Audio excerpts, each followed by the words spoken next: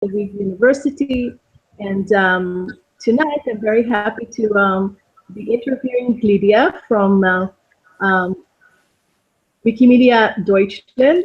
Maybe Lydia, you can introduce yourself, and we're going to talk a bit about WikiData. So, Lydia, please tell us a bit about yourself. All right. I'm Lydia. I am working for Wikimedia Deutschland as the product manager for WikiData. So I'm basically there to help the development team figure out what they should be building and how, but also helping the community with doing cool things, finding the right people, things like that. Making sure the project is running nicely. That sounds great. So maybe we can begin this interview by you telling us a bit about what is Wikidata. I mean, everybody is talking about it. Some people contribute to it, but I think most people still don't know what it's all about. So tell us a bit about what it is. Right. So Wikidata is a knowledge base. This means it holds data about the world. So everyone can use the data, like what's the capital of Germany, Berlin, or how many people live in Berlin, or um, which actor played in your favorite movie, things like that.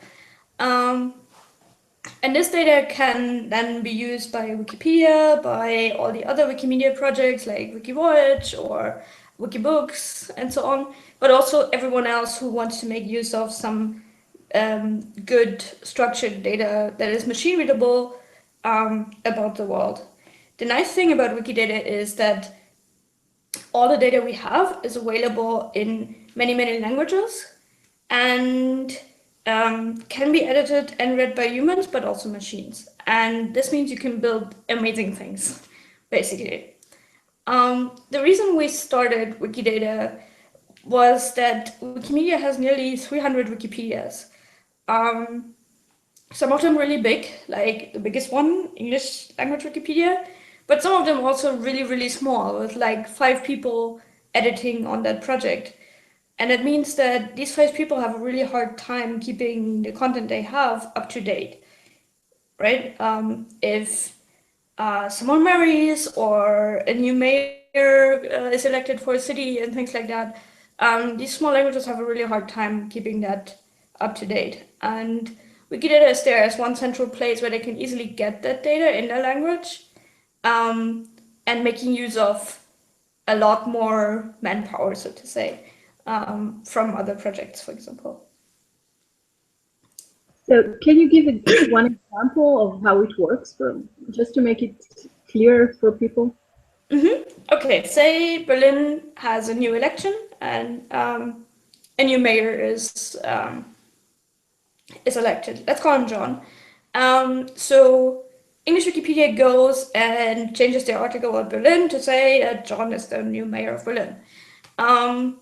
Now that is nice. Everyone reading English Wikipedia knows now that John is the new mayor. But there are a lot of other Wikipedias that have an article about Berlin where also someone needs to go and update that. Now with Wikidata, we can update it once in Wikidata itself, and then each Wikipedia can make use of that. So you just need to fix it once and everyone can benefit. Okay, I'll be more specific maybe. Can you describe exactly the process that a Wikipedian has to go through to use Wikidata properly?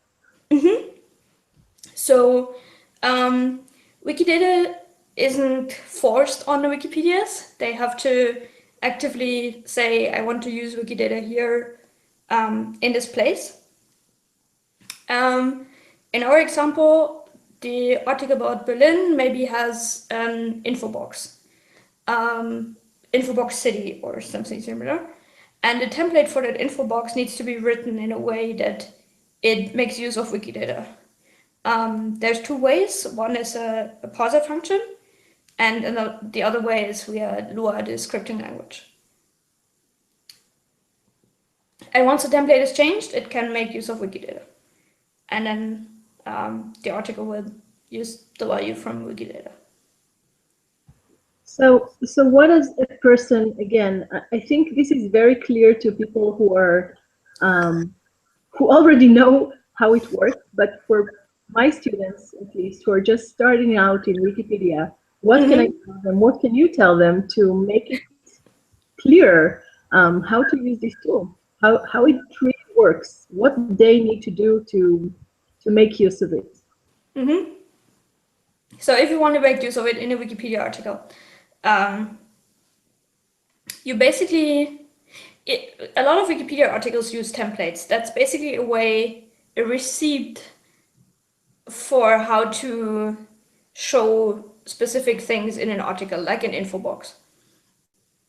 And there you can say, okay, in this place show an image, in this place show the name of the person, and format it in a nice way, things like that.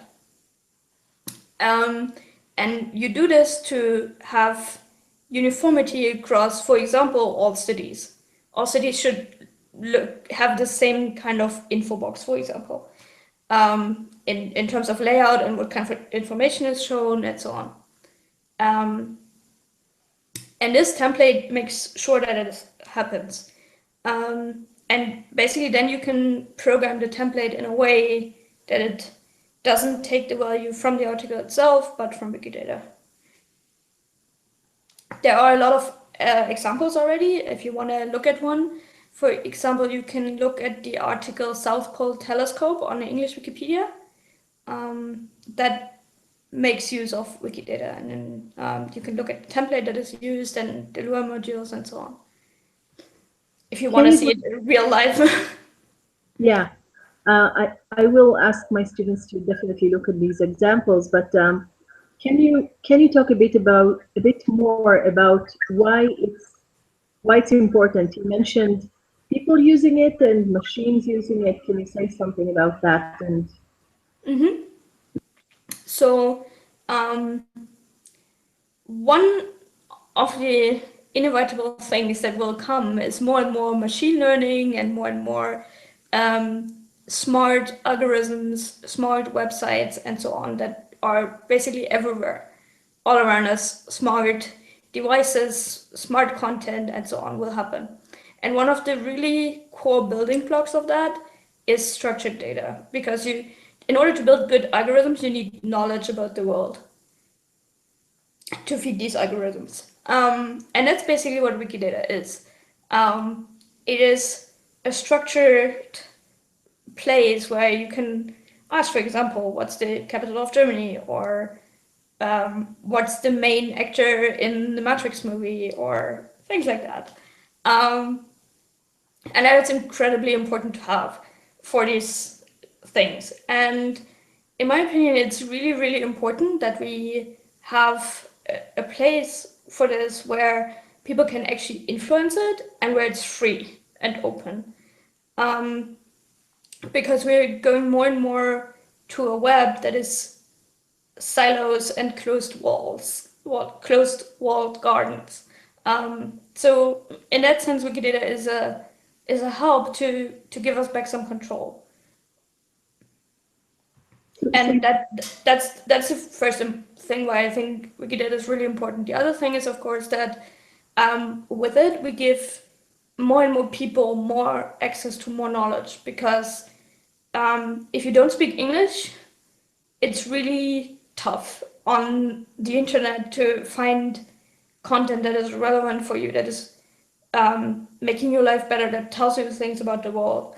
And with Wikidata, we are making it easier to create content in more languages other than, say, the top 10 biggest languages. And I think that's also incredibly important. so you've mentioned making knowledge free, which is what we do in all of our movements, in all of our projects. Mm-hmm. And can you tell us a bit about implications that are already happening, how people are using Wikidata to, you mentioned cool projects before, so can you tell us a bit about those? Right. Um, so first of all, of course, on Wikipedia itself, as I said, English Wikipedia, the article about the South Pole Telescope, for example, Or if you go to French Wikipedia, the articles about Jesus, some of them make use of Wikidata. Yeah, that I think is one big and important area. The other thing is tools that edit Wikidata and make contributing to Wikimedia projects easier. For example, one really cool one is Magnus Manske's Wikidata game, where you can go and answer certain questions, and based on your answers, it makes edits to Wikidata for you. So, for example, it would show you two Wikipedia articles in two languages you speak and ask you, are these the same or not? And if you say yes, they are, then connects it on Wikidata. Or it asks you, here, this image I show you, is that an image of that person? Or this article here, is this about a person or not? And based on your answers, it will add statements to Wikidata and thereby contribute to the knowledge base. And these micro contributions are incredibly important for making sure that people have an easy access to our projects and find an easy entry point. Yeah, so that's another area. And the third area is applications built on top of Wikidata. For example, we have Inventaire. It's a website where you can say, I have these books and I'm willing to give them away to friends or even strangers so they can share my books.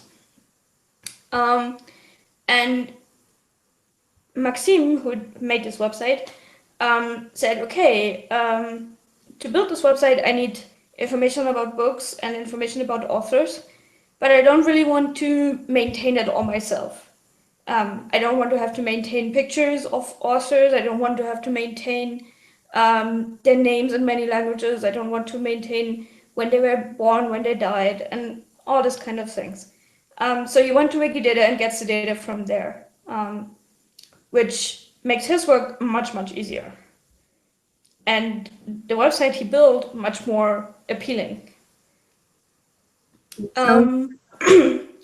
Another cool thing is Ask Platypus, which is a website where you can go and ask a question in natural language, like, who is the president of the United States? And it will answer you in natural language based on information that Wikidata has, which I think is really, really cool. Yeah, that's just some examples of things people build. So this is part of basically what people have been talking about, linked data and semantic web. All of these things are connected to it, basically, right? If I understand correctly. Yeah, yes. Okay, so the next question is, being, I think, an outreach person in my nature. I come from GLAM and education collaborations. And I know many of the people who will probably listen to our small talk here are interested to know how can GLAMs benefit from working with Wikidata, why it's important that GLAMs donate information to Wikidata. So if you can say something about that. So Wikidata has several important use cases. The first one is being a place where you can find data about the world for Wikipedia, for its sister project, and the rest of the world. The second important case is being a hub. And by that I mean you come to Wikidata and research a topic, for example, a painter or a painting. And then it will have links to many other databases that have information about that painter or that painting. And that, I think, is the biggest advantage for museums and other CLAM institutions, that Wikidata is already this hub where people go to find more specialized information. So, for example, come to the museum's website, and so on. The other thing is, of course, through Wikidata, you make whatever content you have much more available to people. So for example, it can easily be used in Wikipedia, which one important mission of all these institutions being outreach and education is a major bonus. People also build really cool applications based on the data in Wikidata. So for example, we have one, I think it's called Castillo, which came out just the other day, which shows artworks on a map. And basically it's paintings of landscapes and they're put on the map, whatever they're depicting.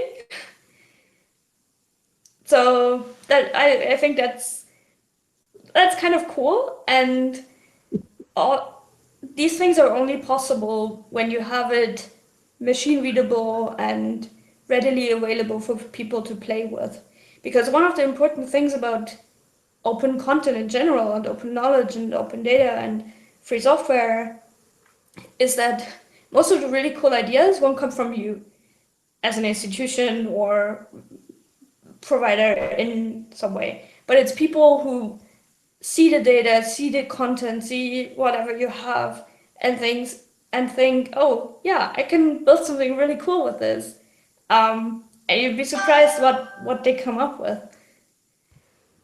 For sure. And thinking about what you're talking about, GLAMs and using its application, I think one of the most important things that Wikidata is doing is basically creating one language in a way that everybody is talking through. Yeah, When we think of metadata and how different museums or archives or any institution catalog their items, yeah, everyone has a different system, and Wikidata is basically allowing everybody to speak the same kind of exactly. language.